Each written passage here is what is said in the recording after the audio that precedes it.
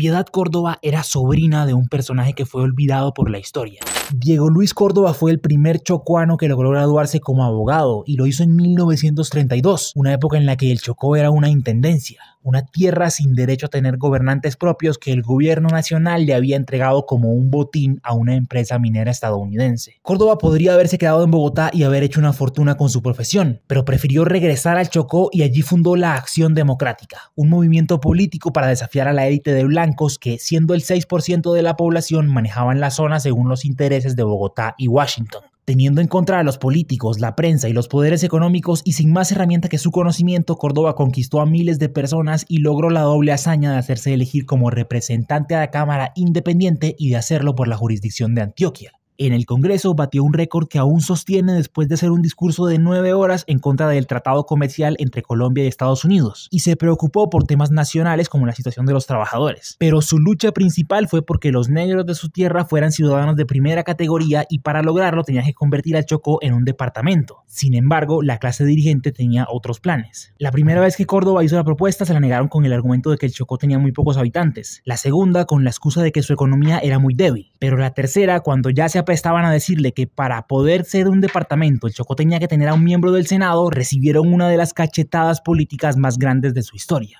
En las elecciones de 1945, Diego Luis Córdoba se convirtió en el primer chocuano en llegar al Senado de la República, sumando miles de votos a la lista de Jorge Eliezer Gaitán, que había declarado una guerra contra los abusos de las compañías extranjeras y que era tratado por sus enemigos liberales y conservadores con el epíteto de El Negro Gaitán por su notoria ascendencia indígena y popular. En 1947, el presidente Mariano Ospina Pérez, cuyo padre Tulio Ospina Vázquez había publicado un libro entero argumentando que los negros y los indígenas tenían la culpa del atraso de Colombia, tuvo que firmar la Ley 13 de la autoría de Córdoba, creando al Chocó como un departamento con presupuesto, gobernador y congresistas propios. Después de su muerte, su nombre no volvió a mencionarse en Bogotá, sino a través de su sobrino Carlos, que llegó a la Cámara de Representantes, de su sobrina Piedad, que se destacó por décadas en el Senado, y de la sobrina de esta, Carolina Córdoba, que acaba de posesionarse como gobernadora del Chocó. Pero es en ese rincón de la patria donde quedó su verdadero legado, a través de ideas que resuenan en las historias que los abuelos les cuentan a los nietos y en las aulas de clase donde cuelga enmarcada una foto con su famosa frase: por la ignorancia se desciende a la servidumbre y por la educación se asciende a la libertad.